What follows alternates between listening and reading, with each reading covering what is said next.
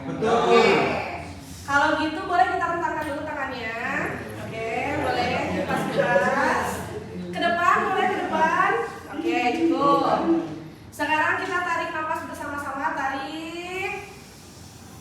Hembuskan. Tarik lagi. Hembuskan. Cukup ya. Sudah lebih baik keadaannya, sudah lebih nyaman. Oke. Sekarang boleh duduknya ditegakkan supaya tidak mengantuk. Biar bapak-bapaknya tidak bongkok juga ya. Oke. Apakah AC-nya sudah nyaman? Sudah. Oke. Apakah layar dari yang paling belakang kelihatan? Suara saya cukup segini atau perlu saya naikkan satu oktav? Sudah mantap ya. Oke, jika sudah mantap, mari kita mulai kegiatan hari ini. Bismillahirrahmanirrahim. Assalamualaikum warahmatullahi wabarakatuh. Oke, ada istilah katanya tak kenal maka tak sayang. Jadi harus kenalan supaya sayang ya. Oke, perkenalkan, nama saya Rosi Yuliani Hidayat. Bapak Ibu boleh panggil saya Rosi atau Oci, silahkan nyamannya Bapak Ibu. Saya asli Garut, kelahiran 95. Walaupun badannya montok tapi usianya masih 28 tahun. Oke, berarti boleh dipanggil teteh dong. Boleh. Oke. Ya. Saya dari bidang komunitas. Saya sudah menjadi instruktur sejak tahun 2020, tepatnya di pengolahan hasil pertanian. Baik tepatnya di pengolahan buah, pengolahan ikan dan juga pengolahan roti. Ya. Tentu saja teman-teman hari ini ada di kelas pengolahan buah. Ya. Oke, untuk hari ini siapa yang tidak mau hadir? Ada yang tidak hadir? KM mau dibantu, total pesertanya ada berapa orang? 20 orang? Ya. Apakah hadir semua 20 orang? Tidak, ada sebagian. Ada yang tidak hadir? Sakit. Oke, kalau begitu mohon dibantu untuk diisi. Nanti jika sudah selesai tolong dikembalikan ke saya. Ya? Oke. Sebelum kita masuk ke materi pembelajaran, saya punya aturan kelas. Di mana aturan kelasnya adalah yang pertama, tidak boleh ada yang merokok di kelas, walaupun disiplin dengan laki-laki. Tidak boleh ada yang makan dan minum, tidak mengobrol di kelas, tetap fokus, perhatiannya ke saya aja. Hanya sebentar kok, kita akan belajar. Kemudian acungkan tangan apabila ada instruksi ataupun mau bertanya, ya. Kalau misalkan Bu terlalu cepat bicaranya, silakan acungkan tangan. Atau Bu instruksi apapun silakan acungkan tangan, ya. Oke. Kemudian tidak ada yang menggunakan handphone dan tidak ada yang membawa senjata tajam, ya. Bagaimana dengan pengaturan kelasnya? Setuju semua ya? Oke. Kemudian untuk safety induction-nya, apabila ada terjadi hal yang tidak diinginkan, teman-teman, Bapak Ibu semua harus tahu kemana kita akan keluar ya. Kita keluar lewat pintu, kemudian melalui tangga. Tetap berhati-hati, lihat petunjuk arahnya ya. Kemudian kita akan berkumpul di titik kumpul yaitu di lapang bundar ya. Semuanya kumpul di sana ya. Oke. Kemudian karena saya lihat di sini banyak yang menggunakan colokan listrik, mohon diperhatikan untuk penggunaannya agar Bapak Ibu tetap dalam keadaan aman ketika dalam proses pembelajaran ya. Cukup dapat dipahami? Oke. Bapak Ibu lihat ke layar, jelas sekali ya? Lihat adakah perbedaan antara gambar A dan B? Ada. Apa? Untuk yang A kebersihan. Oke, Cun, boleh angkat tangannya. Yang A apa? Oke, silakan. Bapak yang baju putih. Oh iya. Yang A itu asal masak aja tuh. Iya. Kemudian pakaiannya juga tanpa alat APD ya itu ya. Iya.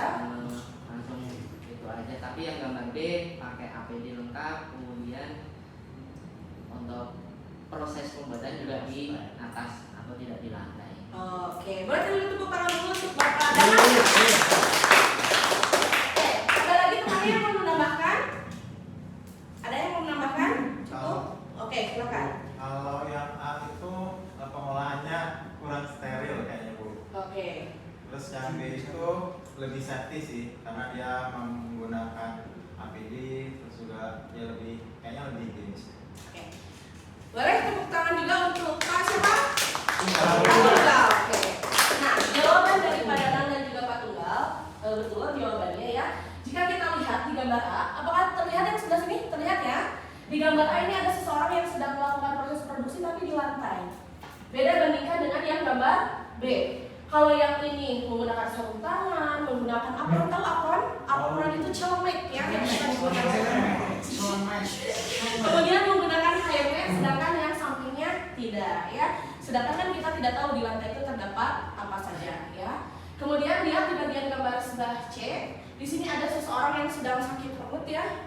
Kemudian di sini ada artikel dan juga gambar. Katanya 1 tewas, 1 kritis. Itu akibat apa? Salah satunya adalah dengan tidak melakukan proses pengolahan secara baik. Baru kemarin terjadi di kota saya di Garut, itu semuanya keracunan sate jebret, sate kulit. Sampai ada yang meninggal 1 orang dan beberapa orang kritis karena keracunan. Ya. Nah, berhubungan dengan ini akan berhubungan dengan materi yang akan kita pelajari di hari ini, yaitu tentang pedoman persyaratan GMP hygiene pribadi karyawan dari unit kompetensi mengikuti prosedur kerja menjaga praktik pengolahan yang baik. Ya. Kemudian untuk tujuan pembelajaran hari ini diharapkan Bapak Ibu nanti setelah mengikuti pelatihan ini dapat menjelaskan pengertian dan ruang lingkup GMP sesuai dengan prosedur. Kemudian Bapak Ibu dapat menjelaskan persyaratan GMP terkait hygiene pribadi dengan benar ya. Kemudian untuk manfaatnya, Bapak Ibu diharapkan setelah mengikuti pelatihan ini, Bapak Ibu bisa menjamin kualitas dan keamanan pangan. Kemudian juga Bapak Ibu dapat memahami hygiene pribadi untuk meningkatkan kepercayaan dalam keamanan produk ataupun produksi. Kemudian untuk program pelatihannya diambil dari program pelatihan pengolahan buah yang di dalamnya ada unit kompetensi mengikuti prosedur kerja menjaga praktik pengolahan yang baik. Kemudian ada elemen kompetensi mengamati hygiene pribadi dan perlakuan untuk memenuhi persyaratan GMP. Kemudian persyaratan GMP untuk KUK-nya, persyaratan GMP untuk memenuhi hygiene pribadi dipenuhi. Kemudian untuk pelatihan hari ini pedoman persyaratan GMP hygiene pribadi karyawan ya. Dari tadi kan dengar kata GMP ya. Ada yang tahu singkatan dari apa GMP? Ada yang tahu? Belum tahu? Oke. Boleh tolong dibantu Mas Ilham dibaca yang ini, yang warna hijau. Good manufacturing practice. Oke, good manufacturing practice. Ada yang tahu good manufacturing practice apa? Belum ada yang tahu? Oke. Good manufacturing practice ini sebetulnya istilah asing ya, dari bahasa Inggris, tapi kalau di Indonesia itu adalah CPMB, cara produksi makanan yang baik. Nah, GMP itu apa? GMP itu ibaratkan pedoman. Dia itu pedoman bagaimana caranya kita bisa mengolah makanan dengan baik ya, agar aman untuk dikonsumsi. Nah, GMP itu punya ruang lingkup. Sebetulnya ruang lingkup GMP itu banyak, sampai 16. Yang hari ini akan kita perdalam yaitu hygiene karyawan. Kenapa saya tekankan di hygiene karyawan? Karena yang akan sering bersentuhan dengan produk itu siapa? Yang bersentuhan langsung adalah karyawan atau pelakunya ya, yang memproduksi. Jadi kita akan fokus di hygiene karyawan ya. Sampai sini ada yang mau ditanyakan dulu? Lanjut? Oke, saya lanjut ya. Mau industri kecil, industri menengah, industri besar, semuanya tetap harus dalam keadaan aman ya. Kalau suatu hari Pak Hadi punya usaha misalkan jadi juragan kopi ya, apakah boleh kopinya digeletakkan di lantai begitu saja kemudian digiling? Tidak kan? Tidak boleh. Sehingga Pak Hadi itu nanti perlu belajar dan juga men-trainer karyawannya bagaimana cara pengolahan kopi sampai bisa diseduh dengan aman dan tidak beracun ya, begitu ya. Jadi kalau ditanya GMP penting, jawabannya oke, lanjut. Tetap fokus ya. Secara garis besar, saya mudahkan hygiene karyawan ini dibagi menjadi 3 K. Kebersihan, kesehatan, kebiasaan. Oke, biar gampang ya rekan-rekan, 3 K. Kita bahas yang pertama yaitu kesehatan karyawan. Pertama kali karyawan masuk ke perusahaan atau ke UMKM, pastikan dia dalam keadaan sehat. Kalau dia misalkan suhu tubuhnya sedang tinggi, jangan boleh dimasukkan ke dalam perusahaan atau UMKM. Kenapa? Khawatir nanti malah produk kita terkena mikrobiologi ya, yang bisa mengakibatkan penyakit. Kemudian untuk kebersihan karyawan, perhatikan di sini rambut harus selalu bersih. Makanya yang keramasnya 5 hari sekali itu harus tidak boleh ya. Harusnya 1 hari sekali ya. Kemudian ketika kita melakukan proses produksi tidak boleh menggunakan aksesoris. Karena nanti misalkan kalau stainless disatukan dengan vitamin, misalkan mengolah buah, itu akan bereaksi. Nanti malah jadi selai atau manisannya akan berubah warna ya. Kemudian nggak boleh ya untuk laki-laki jenggot ataupun kumis. Maaf yang punya kumis ya, karena kita tidak tahu rontok nggak kumisnya gitu ya. Kemudian selanjutnya tutup luka sebaiknya dengan perban berwarna terang. Kenapa harus menggunakan perban berwarna terang? Karena kalau misalkan perbannya gelap, kemudian kita mengolah, bisa jadi ternyata luka kita masih basah dan ketika dicampur ternyata luka dari tangan kita masuk ke dalam bahan. Itu berbahaya sekali. Lanjut, siapa yang di sini kukunya panjang? Kemudian orang tuanya nyuruh bikin bakso aci misalkan. Iya. Ketika mencampurkan ternyata pas diangkat kok jadi bersih. Kemana kira-kira kotorannya? Ikut berarti. Iya, betul. Nempel. Nah itulah ketika bapak ibu terjun ke dunia olahan, pastikan bapak ibu selalu memotong kukunya tidak boleh panjang ya. Ini contoh yang sangat buruk ya. Kemudian pastikan sandal ketika masuk area kerja itu harus bersih. Kita tidak tahu loh yang kita lewati, apakah kita sudah melewati kotoran kuda, di mana di dalamnya ada jamur, kemudian ada angin, akhirnya terbawa ke makanan yang akan kita olah ya. Kemudian pastikan untuk kepala menggunakan hair net untuk yang tidak berkerudung ataupun untuk laki-laki. Kalau perempuan yang sudah berhijab cukup tidak perlu menggunakan hair net. Kemudian pastikan kita selalu mencuci tangan menggunakan sabun ya. Dan air. Nah, tadi kan sudah kesehatan, kebersihan. Sekarang satu lagi Kak, yang apa tadi yang satu lagi? Kebiasaan. Betul. Nah, kebiasaan karyawan nih sampai pakai tanda seru. Berarti ini harus benar-benar diperhatikan ya. Barusan saya berdiri di sini aja ada yang garuk-garuk gitu kan ya, tanpa sadar. Ada yang pegangin jerawatnya. Pegangin Ini kumisnya. ada di ruangan kelas.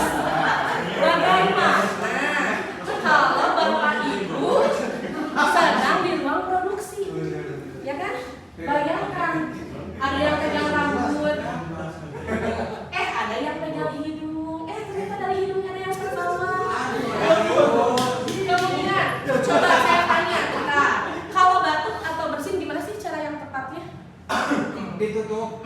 Betul, Pak Danang. Caranya adalah ke lengan atas. Boleh nggak ke sini langsung? Nggak boleh. Kenapa ini tidak boleh? Kenapa digunakan nempel? Betul, karena nanti kita akan melakukan proses produksi kecuali kita akan memastikan diri kita mencuci tangan. Tapi kan bisa jadi lupa ya. Apalagi ada yang meludah sembarangan. Maaf ya, untuk yang UMKM yang belum punya standar itu sangat berbahaya sekali. Kenapa sangat berbahaya sekali? Ada yang bahkan tidak menggunakan baju. Aduh, nggak kuat. Mohon maaf ya, dulu selain kumis, jenggot ada yang lainnya. Ini serius, Bapak Ibu. Jangan berpikiran macam-macam karena ini adalah edukasi ya. Edukasi ya. Tidak menggunakan baju. Kayak mohon maaf ya, produksi dodol itu rata-rata tidak menggunakan baju karena apa? Saking panasnya. Di dekat dengan suami. Sehingga mereka siap melakukan hal sederhana seperti ini saja bisa mengakibatkan kontaminasi terhadap produk yang kita buat. Apalagi jika kita mengabaikan yang namanya GMP. Kalau Bapak Ibu suatu hari punya usaha, nanti Bapak Ibu akan kenal yang namanya PIRT, perizinan industri rumah tangga. Itu akan diperiksa oleh dinas kesehatan sekitar. Salah satunya adalah yang dinilai adalah GMP. Ya, bagaimana Bapak Ibu mengatur diri Bapak Ibu untuk melakukan proses produksi. Sampai sini ada yang mau ditanyakan dulu? Cukup? Oke. Kesimpulannya tadi tujuannya ada dua ya. GMP adalah apa? Suatu pedoman bagaimana cara pengolahan makanan yang baik. Atau bahasa Indonesianya adalah CPMB atau CPPOB. Cara pengolahan pangan olahan yang baik ya. Kemudian yang tiga hal yang perlu diperhatikan dari hygiene karyawan yaitu kesehatan, kebersihan dan juga kebiasaan ya. Nah, tadi kan kita sudah belajar ya. Sekarang giliran saya yang bertanya pada Bapak dan Ibu. Lihat gambar di samping lihat gambar di sisi sebelah kiri saya. Menurut Bapak Ibu dari gambar atas ini ya, kemudian bawahnya 2, ada nggak sih bentuk penyimpangan dari hygiene karyawan? Ada. Oke, apa? Apa? Tidak pakai masker, betul. Ada lagi? Tidak pakai sarung tangan. Tidak pakai hairnet. Apa lagi? Ya, ini adalah salah satu bentuk penyimpangan hygiene. Coba bayangkan, ini sedang buat nugget, pakai tangan. Gimana kalau tangannya kukunya panjang? Ini sedang buat olahan jamur, tapi tidak menggunakan masker. Gimana kalau bedaknya nontok ke sini? Ya, bahaya nggak? Bahaya. Jangan-jangan bedaknya kandung merkuri itu. Bahaya ya. Kemudian ini enggak, ada pria yang tidak menggunakan hairnet. Bayangkan kalau rambutnya ini jatuh ke tepung tanpa terlihat, ya. Pertanyaan terakhir, tadi kan ada 3K, ya. Sekarang cepet-cepetan ya, siapa yang bisa jelaskan tentang 3K? 1, 2, 3. Ayo, apa 3K? 3K yang pertama kesehatan, dari karyawannya harus sehat. Oke. Ya, K keduanya dia kebersihan, karyawannya harus mandi, rajin. Tadi disebutkan kalau bisa disapunya 1 hari 1 kali. Oke. Ganti pakaian atau buku. Oke. Itu bersih. Kemudian untuk kebiasaan karyawannya harus dibiasakan tidak menggaruk-garuk rambut, kemudian mengecat jerawat, dan kebiasaan-kebiasaan yang buruk harus dihilangkan. Oke. Boleh tepuk tangan dulu buat semuanya. Ya, semuanya bisa berpartisipasi aktif dalam kita mengaplikasikan dalam pembelajaran hari ini. Nah, selain mengaplikasikan, saya juga ingin mengetahui apakah yang tadi saya sampaikan bisa Bapak Ibu jawab melalui soal-soal yang akan saya berikan, ya. Silakan Bapak Ibu kerjakan. Waktunya 2 menit ya. Bapak Ibu silakan dimulai dari sekarang.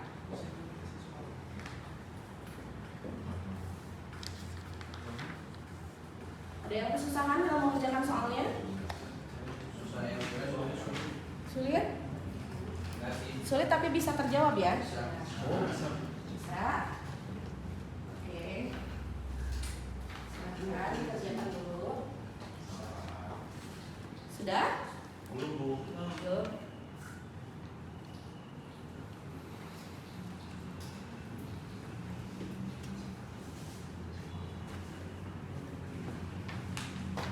Sudah ya? Sudah, oke. Oke, wih, Mbak Nia nih, bagus nih. Oke, Pak Hasan, Pak Abdul, Pak Hadi. Ini rata-rata jawabannya betul semua ya? Alhamdulillah. Jadi materi hari ini sepertinya dapat dipahami ya oleh semua ya? Bisa dipahami? Bisa. Oke, alhamdulillah ya. Oke, dari jawabannya rata-rata semuanya dinilai 90 lah ya. Hanya satu kesalahannya mungkin yang bagian menghilangkan ya. Oke, alhamdulillah untuk pembelajaran hari ini ya. Untuk soal evaluasinya sudah bagus hasilnya. Kemudian untuk tugas tambahannya, Bapak Ibu silahkan kunjungi ke UMKM terdekat ya. Mau pabrik supra atau apapun, kemudian lihat bagaimana proses hygiene karyawannya. Lakukan tugasnya, diketik di Word menggunakan teks dorongan 2 halaman. Cari nama perusahaannya, jenis usahanya, jenis APD yang digunakan, kemudian bagaimana kualitas hygiene karyawannya ya. Tugas dikumpulkan Senin 3 Maret, dikirimkan melalui email saya ya. Oke, dapat dipahami untuk tugasnya? Cukup jelas ya. Jika tidak jelas nanti boleh hubungi saya via WhatsApp ya. Ada batas pengumpulan jam berapa? Batas pengumpulannya sampai jam tengah malam aja ya. Oke. Ini ada quotes dari saya 3J, silakan dibaca saja atau boleh difoto ya kalau misalkan diperlukan. Ya, cukup untuk pembelajaran hari ini. Mudah-mudahan ilmu yang teman-teman dapatkan bisa bermanfaat untuk rekan-rekan semuanya, untuk Bapak Ibu semua bagi yang ingin menjalankan usaha di bidang olahan pangan. Harap semuanya bisa menjaga kebersihannya, karena ingat itu adalah untuk orang lain dan jangan sampai kita merugikan orang lain.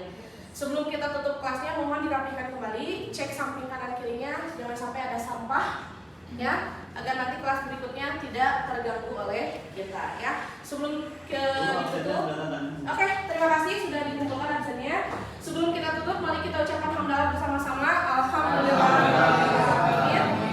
Segala kesempurnaan hanya milik Allah, kesalahan hanya milik saya pribadi. Kita akhiri kelasnya. Wabillahi taufiq wal hidayah.